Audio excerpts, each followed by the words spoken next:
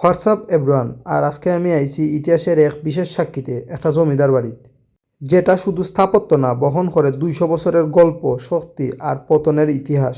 চলুন গুইরাই জমিদার বাড়ির ভিতর থাকি। প্রায় 200 বছর আগে জমিদার রাজেন্দ্র কুমার চৌধুরী ও রাকেশ রঞ্জন চৌধুরীর হাতে এই জমিদার বাড়ির সূচনা হয়। বিশাল প্রায় 30 একর জমির ওপর গড়ে ওঠা এই ভবনগুলা তখনকার সময়ের ঐশ্বর্য আর ক্ষমতার প্রতীক আসলো। তবে মূলত জমিদার রামগোবিন্দ চৌধুরীর আমলেই এই জমিদার বাড়ির পূর্ণতা পায়। তাই নাসলা এই এলাকার প্রতাপশালী জমিদার। তাইনর সময়ে জমিদারের বংশধর ছাড়া অন্য কেউ ইবাইদি জুতাভাবে আটার সাহসও করত না। ই বাড়ির ভিতরে আছে আলাদা 6টা ভবন: অন্দরমহল, সিংহাসন কক্ষ, রংমহল আর জলসাঘর। রংমহলের দেওয়ালও এখনও দেখা যায় নারী আর লতাপাতার কিছু চিত্রকলা। আর মূল ভবনের ডাইন দিকে আছে বড় একটা দিঘি। ই দিঘির মাঝে জমিদার বাড়ির মহিলারা গোসল করতা। আর এই দিঘির লগে যুক্ত আছে একটা বিশেষ জলবারান্দা। কিন্তু সময়ের নির্মম আঘাতে এই প্রাসাদ টিক্কা থাকতে পারছে না। 100 বছর আগে ভূমিকম্পে ভাঙ্গা পড়ে যায় বাড়ির অনেক অংশ। সেই সময়ে জমিদারের ছোটো ভাই মাটি চাপা পইরা মারা যায়। পরবর্তীতে মুক্তিযুদ্ধের সময় পাক বাহিনীও এখানে ধ্বংসযজ্ঞ চালায়। আপনারা জানেন যে দেশভাগের সময় জমিদারি প্রথাটাই বিলুপ্ত হয়ে যায়। সেই সময়ে এখানকার জমিদারিরও অবসান ঘটে।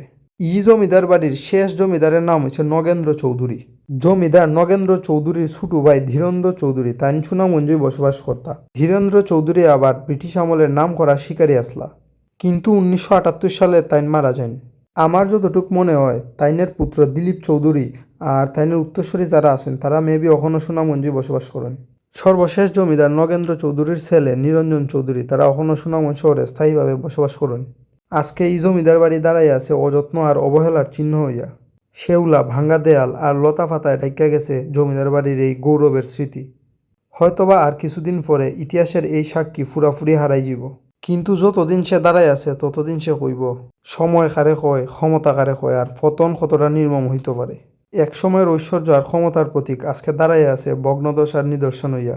গৌরব আর পতন দুইটাই সময়ের খেলা।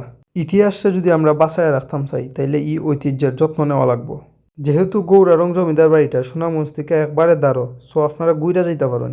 আপনার কিলাখান লাগছে জমিদার বাড়ির ইতিহাস কমেন্ট করে জানাইতে কিন্তু ভুলবা না। আর লাইক শেয়ার করবা। ধন্যবাদ।